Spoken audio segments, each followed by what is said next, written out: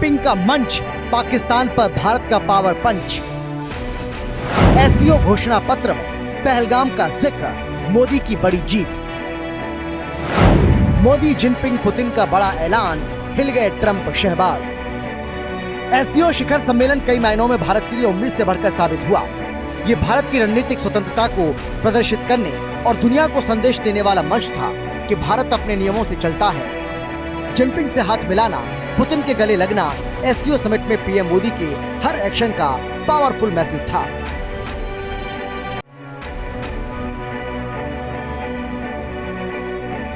इस यात्रा से पीएम मोदी ने अमेरिकी राष्ट्रपति डोनाल्ड ट्रंप, पाकिस्तान और चीन को सख्त संदेश देने में कामयाब रहे।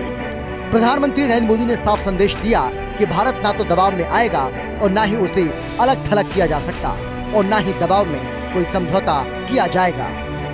कि सुरक्षा, शांति और स्थिरता किसी भी देश के विकास का आधार है, किंतु इस मार्ग में आतंकवाद, अलगाववाद और अतिवाद बड़ी चुनौतियां हैं। आतंकवाद सिर्फ किसी देश की सुरक्षा ही नहीं, बल्कि पूरी मानवता के लिए एक साझा चुनौती है। कोई देश, कोई समाज, कोई नागरिक अपने आप को इससे सुरक्षित नहीं समझ सकता। इसलिए आतंकवाद से लड़ाई में भारत ने एकजुटता पर बल दिया। इसमें एससीओ रेट्स की बहुत महत्वपूर्ण भूमिका रही।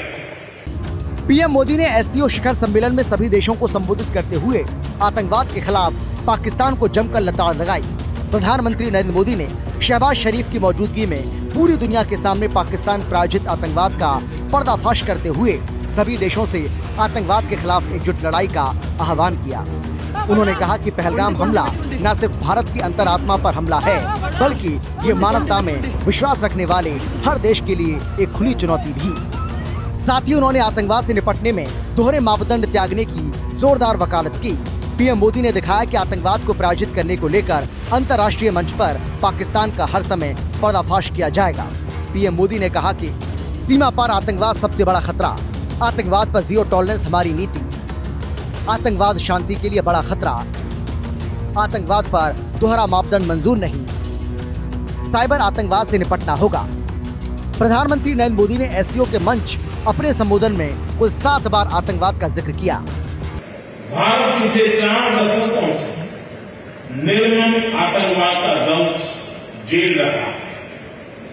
कितनी ही माताओं ने अपने बच्चे खोए और कितने बच्चे अनाथ हुए। हाल ही में हमने पहलगाम में टेररिज्म का बहुत ही घिनौना रूप देखा। इस दुख की घड़ी में जो मित्र देश हमारे साथ खड़े रहे, मैं उनका आभार व्यक्त करता हूं। यह हमला केवल भारत की अंतरात्मा पर ही आघात नहीं था, यह मानवता में विश्वास रखने वाले हर देश, हर व्यक्ति को खुली चुनौती थी।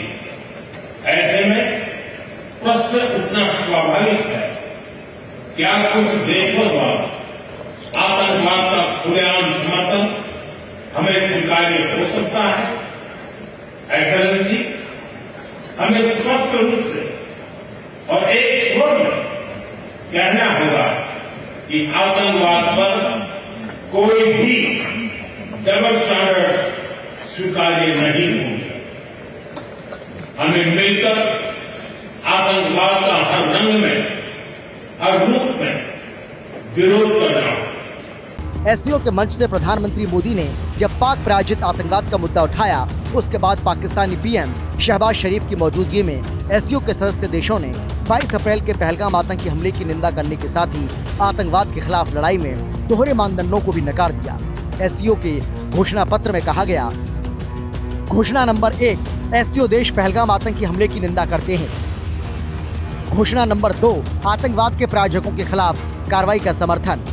घोषणा नंबर 3, पहलगाम हमले के अपराधियों, आयोजकों और उन्हें समर्थन देने वालों को सजा दिलाना जरूरी है। घोषणा नंबर 4, आतंकवाद के खिलाफ लड़ाई में दोहरा मापदंड मंजूर नहीं। घोषणा नंबर 5, एक तरफा बलपूर्वक उठाए गए कदमों का विरोध। गौर करने वाली बात यह है कि इससे पहले जून में हुई रक्षा मंत्रियों की बैठक के दौरान एससीओ की घोषणा पत्र में पहलगाम हमले का जिक्र भी नहीं था। इसे लेकर भारत ने तब नाराजगी जताई थी, साथ ही इस पर साइन करने से इनकार कर दिया था। लेकिन इस बार न सिर्फ इसे एससीओ के घोषणा पत्र में शामिल किया गया, बल्कि सभी सदस्य देशों ने पहलगाम हमले की निंदा भी की, जो भारत के लिए एक बड़ी कूटनीतिक जीत है। भारत ने जॉइंट इंफॉर्मेशन ऑपरेशन को लीड करते हुए अल-कायदा और इससे जुड़े आतंकी संगठनों से लड़ने का इनिशिएटिव किया। हमने रेडिकलाइजेशन के विरुद्ध समन्वय बढ़ाने और मिलकर कदम उठाने का भी प्रस्ताव रखा। टेरर फाइनेंसिंग के खिलाफ आवाज उठाई। इसमें मेरे समर्थन के लिए मैं आभार व्यक्त करता हूं। एससीओ शिखर सम्मेलन की सबसे यादगार तस्वीर तब सामने आई जब पीएम मोदी और रूसी राष्ट्रपति व्लादिमीर पुतिन अपनी द्विपक्षीय बैठक के लिए एक ही कार में साथ साथ यात्रा कर रहे थे।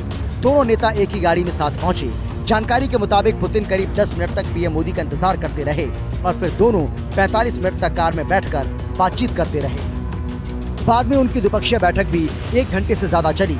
इससे पहले मोदी ने शिखर सम्मेलन के दौरान पुतिन और चीनी राष्ट्रपति शी जिनपिंग दोनों से गर्मजोशी से हाथ मिलाया और फिर गले मिले। जिनपिंग और पुतिन दो ऐसे नेता हैं जिनका पश्चिमी देशों के साथ मतभेद खुलकर सामने आता रहा है। ऐसे में पीएम मोदी को इन दोनों नेताओं के इतने करीब आना अमेरिका के लिए सख्त संदेश था, जो डोनाल्ड ट्रंप को बेचैन कर देगा। पुतिन और शी जिनपिंग के साथ पीएम मोदी की बॉडी लैंग्वेज से साफ संदेश था कि भारत ट्रेड डील को लेकर झुकेगा नहीं और उसके पास कई विकल्प मौजूद हैं। ये ट्रंप को संदेश था कि अगर भारत पर दबाव डाला गया तो वो दूसरी वैश्विक शक्तियों के साथ अपने संबंधों को गहरा करेगा। मोदी पुतिन मुलाकात में यूक्रेन युद्ध, आतंकवाद से निपटने की रणनीति और क्षेत्रीय कनेक्टिविटी जैसे मुद्दों पर भी चर्चा हुई। रूस की ओर से लावरोव सक्रिय रूप से मौजूद रहे और लगातार नोट्स लेते दिखे। वहीं डोभाल ने भारत की ओर से वार्ता को आगे बढ़ाया। भारत और रूस दशकों से करीबी साझेदार रहे हैं। चाहे रक्षा सौदे हों, ऊर्जा आपूर्ति या वैश्विक मंचों पर समर्थन, दोनों देशों ने हमेशा एक दूसरे का साथ दिया। एससीओ समिट में मोदी और पुतिन की मुलाकात ने इस रिश्ते की अहमियत को फिर से रेखांकित किया। कठिन से कठिन परिस्थितियों में भी भारत और रूस हमेशा कंधे से कंधा मिलाकर चले हैं। हमारा करीबी सहयोग न केवल दोनों देशों के लोगों के लिए बल्कि वैश्विक शांति, स्थिरता और समृद्धि के लिए महत्वपूर्ण है। एक्सेलेंसी, यूक्रेन में चल रहे संघर्ष के विषय में हम लगातार चर्चा करते रहे हैं। हाल में किए गए शांति के सभी प्रयासों का हम स्वागत करते हैं। संघर्ष को जल्द से जल्द खत्म करने और स्थायी शांति स्थापित करने का रास्ता खोजना होगा। ये पूरी मानवता की पुकार है। कई मौकों पर पीएम मोदी और पुतिन हंसी मजाक भी करते नजर आए। इसी दौरान पाकिस्तान के पीएम शहबाज शरीफ किनारे खड़े नजर आए और वायरल वीडियो में ये साफ तौर पर देखा जा सकता है कि पीएम मोदी और पुतिन गहरी बातचीत में डूब गए और आगे बढ़ गए, जबकि शरीफ सिर्फ देखते रह गए। समिट में पीएम मोदी का शरीफ को नजरअंदाज करना ही काफी नहीं था, बल्कि अपने संबोधन में उन्होंने शहबाज शरीफ के सामने ही आतंकवाद का मुद्दा भी जोर शोर से उठाया, जिससे संदेश और भी तीखा हो गया। भारत ने जिस तरह से चीन के तियानजिन में एससीओ के मंच से पाकिस्तान प्रायोजित आतंकवाद पर करारा प्रहार किया, उसने पूरे पाकिस्तान में खलबली मचा दी। इससे पहले भारत ने अपने डेलीगेशन के जरिए दुनिया भर में पाकिस्तान की आतंकी पॉलिसी की पोल खोल कर रख दी थी। डिफेंस एक्सपर्ट्स का मानना है कि आतंकवाद को लेकर भारत ने हमेशा अपना स्टैंड क्लियर रखा। चाहे चीन में बोला हो, उन्होंने अपने स्टैंड में कोई बदलाव नहीं किया है। ये एक सिग्नल है चीन के लिए भी कि कॉपरेशन भारत की शर्तों पर होगा। पीएम मोदी ने डबल स्टैंडर्ड की बात चीन के लिए कही, क्योंकि चीन का डबल स्टैंडर्ड होता है। विश्व के किसी भी पटल पे जा रहे हैं प्राइम मिनिस्टर और हमारे मिनिस्टर्स, हम आतंक को लेके बार बार बात कर रहे हैं, उठा रहे हैं कि दुनिया को एकजुट होके बिना किसी डबल स्टैंडर्ड्स के, बिना किसी हिपोक्रेसी के, साफ नीयत से, सही मंशा से इसके खिलाफ एक्ट करना है सबको मिलके। और ख़ासकर पहलगाम में जैसे इनोसेंट डेथ्स हुई हैं रिसेंटली, उसमें जो देश हमारे साथ खड़े हुए हैं, भारत ने उनको थैंक किया है। इसमें यह भी सिग्नल है कि जिन देशों ने हमारे साथ खड़े नहीं हुए इसमें, कि हम उनका रिकॉर्ड रख रहे हैं कि कब कब कौन हमारे साथ रहता है। उन देशों को ये भी याद रखना चाहिए कि आतंक केवल भारत को ही परेशान या वो नहीं करता, उन देशों को खुद भी खतरा है आतंक से और खुद भी वो पीड़ित होते हैं आतंक से।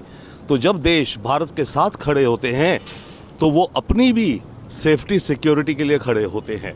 हम दोनों लीडिंग नेशंस हैं, साउथ कंट्रीज़ के सबसे पॉपुलस कंट्रीज़ हैं। हमको मिलके और बाकी देशों के साथ में मिलके डेवलपमेंट करनी है, पर डबल स्टैंडर्ड नहीं चलेंगे। जब तक बॉर्डर पे पीस और पीसफुल सिचुएशन नहीं बनेंगी और जो हम टेररिज्म के ख़िलाफ़ जो हमारा स्टेटमेंट है वो हमारा बाकायदा बरकरार रहेगा। जब तक वो चीज़ नहीं होगी तब तक बड़ा मुश्किल हो जाएगा कि आपस में वार्तालाप करना, सब करना। क्योंकि उन्होंने कहा था कि देखिए सबसे पहली रिक्वायरमेंट है सिक्योरिटी। सिक्योरिटी डेवलप करता है आपकी कनेक्टिविटी को, आपको अपॉर्चुनिटी देता है और आप कनेक्टिविटी, SCO उन्होंने एक्रोनिम बड़ा अच्छी तरह बनाया है। ये जो चीज़ है ये बहुत ज़रूरी है, उन्होंने प्राइम मिनिस्टर मोदी ने कहा। एक तरफ भारत ने आतंकवाद के मुद्दे पर पाकिस्तान को जमकर धोया तो दूसरी ओर पाकिस्तान SCO में पानी का रोना रोता दिखा और शहबाज शरीफ ने सिंधु जल संधि के मामले को SCO के मंच पर उठाने की कोशिश की, लेकिन किसी ने भी पाकिस्तान की बात नहीं सुनी। यहाँ तक कि जिस चीन के भरोसे पाकिस्तान अब तक कूद रहा था, उस चीन ने भी इस बार पाकिस्तान का साथ नहीं दिया और पाकिस्तान में भी खूब बातें हो रही हैं कि अंतर्राष्ट्रीय मंच पर भारत को कितनी इज्जत मिल रही है, जबकि पाकिस्तान को किसी ने पूछा भी नहीं। चीनी राष्ट्रपति शी जिनपिंग और रूसी राष्ट्रपति व्लादिमीर पुतिन के साथ प्रधानमंत्री नरेंद्र मोदी की हंसते हुए जो तस्वीरें आईं, वो दुनिया में भारत की ताकत को बयां कर रही हैं। वहीं पाकिस्तान के प्रधानमंत्री शहबाज शरीफ कभी पीएम मोदी को तिरछी नजरों से देखते नजर आए तो कभी पुतिन से हाथ मिलाने के लिए दौड़ लगाते दिखे।